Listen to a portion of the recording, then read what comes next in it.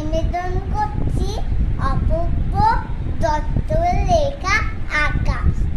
Sir বলেছেন, রোজ দুবেলা ছাদের উপর উঠে ঘন্টাখানা আকাশ দেখে, দেখবি খুঁটে খুঁটে কোন তারাটা কি না এবং কোন গ্রহটা কাছে।